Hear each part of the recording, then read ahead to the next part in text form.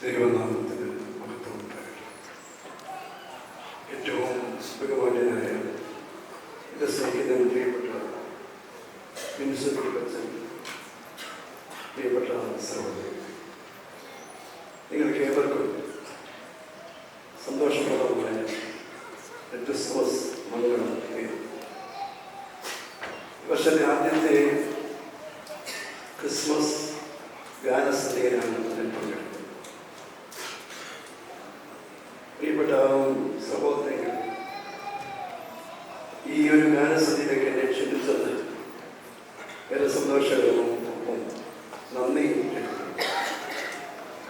എൻ്റെ മുമ്പിലുള്ള സമയം എനിക്കറിയാം. വളരെ ചുരുങ്ങിയ നിമിഷങ്ങളുണ്ട് ചില കാര്യങ്ങൾ ഓർമ്മിപ്പിക്കുവാനുള്ള. നമുക്കറിയാം, മേരി പുരോഹിതനെ അറിയാം. ഒരു കാലത്ത് ഇസ്രായേലിനെ ന്യായപാലനം ചെയ്ത പുരോഹിതനായിരുന്നു മേരി പുരോഹിതൻ. ഈ കാലത്ത് ഫെലിസ്തീനുമായി നിരന്തരം യുദ്ധം. ഈ യുദ്ധത്തിന് നേതൃത്വം കൊടുക്കുന്നതാണ് ഏലി പുരോഹിതന്റെ മക്കളായ ഓഫനിയും ഫിനെഹാസുമായി. യുദ്ധത്തിൽ ജയിക്കുന്നതിന് വേണ്ടി ദൈവസാന്നിധ്യത്തിൻ്റെ പ്രതീകമായ നിയമപെട്ടകം കൊണ്ടുപോകുക പതിവാണ്. അങ്ങനെ ഫെലിസ്തീനുമായുള്ള യുദ്ധത്തിൽ ഇസ്രായേൽ മക്കൾ തോറ്റ് യഹോവയുടെ നിയമപെട്ടകം ഫെലിസ്തീനെ പിടിച്ചുകൊണ്ടുപോയി. ഏലി പുരോഹിതന്റെ മക്കൾ രണ്ടുപേരും യുദ്ധത്തിൽ പട്ടുപോയി. ഈ വാർത്തയറിഞ്ഞ് ഏലി പുരോഹിതൻ പുറകോട്ട് വീണ് കഴുത്തൊടിഞ്ഞ് മരിക്കുകയാണ്. ഒരു വീട്ടിലെ ദുരന്തമാണ് നമ്മുടെ കേട്ടത്. നിയമപെട്ടകം പിടിച്ചുകൊണ്ട് പോയി. പുരോഹിതന് രണ്ട് മക്കളും മരണപ്പെട്ടു. പുരോഹിതനും മരണപ്പെട്ടു. ഈ സമയത്ത് ഫിനെഹാസിന്റെ, അതായത് ഏലി പുരോഹിതൻ മക്കളിൽ ഒരാളായ ഫിനെഹാസിന്റെ ഭാര്യ പൂർണ്ണ ഗർഭിണിയായി. ഈ മനോനിഷവും താങ്ങാൻ കഴിയാത്തത് കൊണ്ട് പെട്ടെന്ന് പ്രസവവേദന വന്ന് ഈ ഫിനെഹാസിന്റെ ഭാര്യ ഒരു ആൺകുഞ്ഞിനെ പ്രസവിച്ചു. മനസ്സിലാക്കുന്നത് ആ കുഞ്ഞിന് കയ്യിലെടുത്തുകൊണ്ട് ആ കുഞ്ഞിനൊരു പേരിട്ടു. പേര് ഈകാബോത്ത് എന്നാണ് ആ കുഞ്ഞിന്റെ പേര്. സകല യഹൂദ പേരുകൾക്കും അർത്ഥമുണ്ട്. ഈകാബോത്ത് എന്ന വാക്കിന്റെ അർത്ഥം മഹത്വം നഷ്ടപ്പെട്ടു എന്നുള്ളത്. എന്നാൽ 2000 വർഷം മുമ്പ് ഒരു കുഞ്ഞ് ജനിച്ചു. ആ കുഞ്ഞിനൊരു പേരിട്ടു. ആ കുഞ്ഞിന്റെ പേരാണ് ഇമ്മാനുവേൽ. മനുഷ്യന് നഷ്ടപ്പെട്ടു പോയ മഹത്വം വീണ്ടെടുക്കുവാൻ ദൈവമഹത്വം നമ്മുടെ ഇടയിൽ പാർത്ത സുദിനമാണ് എന്ത് ക്രിസ്തുമസ് എന്ന് പറയുന്നത്. ഞങ്ങൾ അവരുടെ തേജസ് പിതാവിന്റെ മേഖലകളുടെ തേജസ്സായി കണ്ടു. മനുഷ്യർക്കുള്ള ദൈവത്തിന്റെ കൂടാരമാണ് ഇമ്മാനുവേലാണ് ക്രിസ്തുമസിന്റെ മുഖ്യ സന്ദേശം എന്ന് പറയും. ദൈവം മാറി നിൽക്കുന്നവരല്ല, മറിഞ്ഞിരിക്കുന്നവരല്ല. ദൈവം നമ്മോട് കൂടെയുണ്ടെന്നുള്ള ഉറപ്പാണ് ക്രിസ്തുമസ് നൽകുന്ന ഒന്നാമത്തെ സന്ദേശം. ഞാൻ അനാഥനല്ല, ഞാൻ സനാതനാണ്. കാരണം ദൈവം എന്നോടൊപ്പം സദസ്യജനിയായി കൂടെയുണ്ട്. ആ ഉറപ്പാണ് ക്രിസ്തുമസ് നൽകുന്ന ഏറ്റവും വലിയ സന്ദേശം പറയും. രണ്ടാമതായി, ഈ വേദഭാഗത്ത് ഈ കർത്താവിന്റെ ജന്മത്തോട് ചേർന്ന് രണ്ട് പട്ടണങ്ങളുണ്ട്. ഒന്ന്, കർത്താവ് ജനിച്ചത് ബേത്ലഹേമിലാണ്. ഈ ബേത്ലഹേം പട്ടണത്തിൽ തലയെടുപ്പ് കുറവാണ്. മറ്റ് യഹൂദ നഗരങ്ങളോടൊപ്പമുള്ള തലയെടുപ്പില്ല. അത് പറയാൻ കാരണം മീഖാ പ്രവാചകൻ ഈ ബേത്ലേഹേം പട്ടണ നിവാസം പറയുന്നുണ്ട്, ബേത്ലേഹേം എഫ്രാത്തിൽ നീ യഹൂദ പ്രഭുക്കന്മാരോട് ഒട്ടും ചെറുതല്ല. അപ്പോൾ അവർ ചെറുതാണെന്നൊരു തോന്നൽ, ഒരു അപകർഷതാബോധം. നോക്കണേ, തമ്പുരാൻ ഈ ലോകത്തിൽ ജനിച്ചത് ഇവിടെയാണ്, ചെറുതെന്ന് തോന്നുന്ന ഈ ചെറിയ പട്ടണത്തിലാണ്. ഞാൻ പറയും, എന്താ ക്രിസ്തുസ് ചോദിച്ചാൽ ദൈവം ചെറുതായി, ഇതിനപ്പുറത്തൊന്നും ചെറുതാകാനില്ല.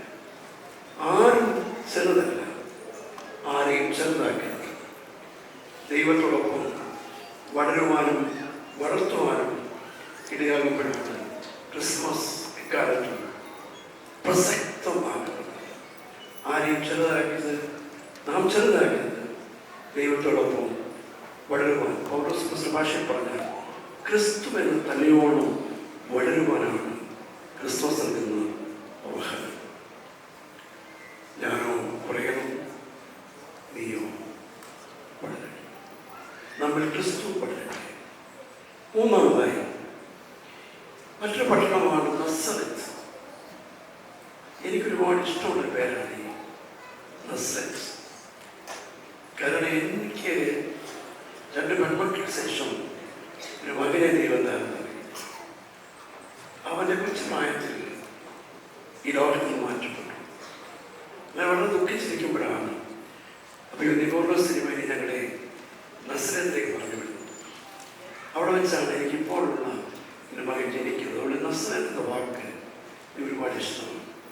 എൻ്റെ 3 മാസം നസ്രത്തിന് പേരിലിട്ടുന്നത് ഞാൻ ചിന്തിച്ചിട്ടുമുണ്ട്.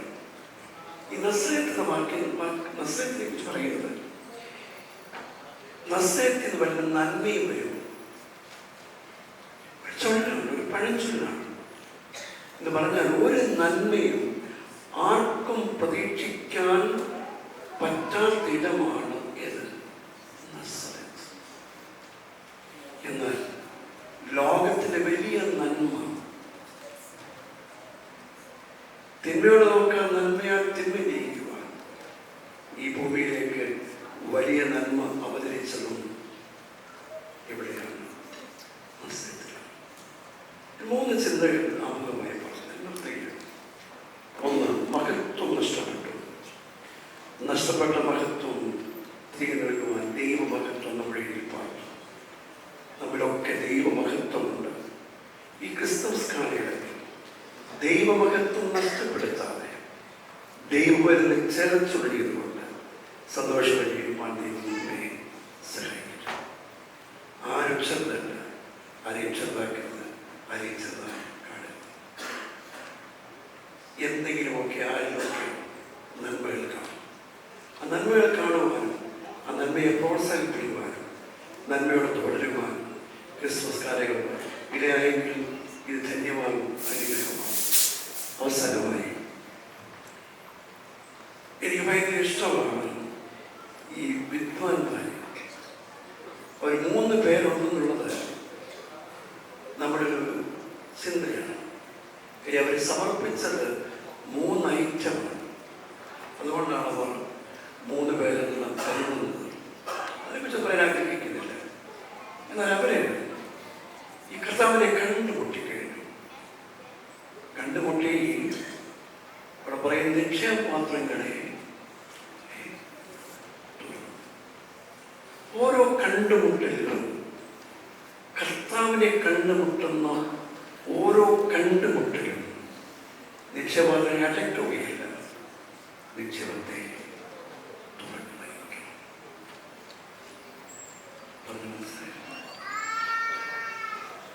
സമൂഹ നന്മയ്ക്കായി ഇവിടെ അച്ഛൻ പറഞ്ഞല്ലോ, നമ്മളൊന്ന് കൈ തുറന്നാൽ എത്രയോ ജീവിതങ്ങൾ രക്ഷപ്പെടും. നമ്മളൊന്ന് കൈ തുറന്നാൽ എത്രയോ ആളുകൾ നന്മയിൽ വളരും. അവസാനിപ്പിച്ചോട്ടെ. ഇത് കഴിഞ്ഞിട്ട് ഒരു ഉടമ്പടിയുമായിട്ടാണ് ഹെരോദാവിന്റെ കൊട്ടാരത്തിൽ ഇറങ്ങുന്നത്. പക്ഷെ കർത്താവിനെ കണ്ടുപിടി കഴിയുമ്പോൾ ക്രിയേറ്റഡ് എ ന്യൂ കോൺട്രാക്ട്, ഒരു പുതിയ ഉടമ്പടിയുടെ ഉടമസ്ഥരായി മാറി. ഓരോ ക്രിസ്തുമസും ഇവിടെ ഓർമ്മിപ്പിക്കുന്നത് ഒരു പുതിയ ഉടമ്പടിക്കാരനാകാനായിട്ടാണ്. ഓരോ ഭാഷയിൽ പറഞ്ഞാൽ ഒരു ക്രിസ്തുവിനായ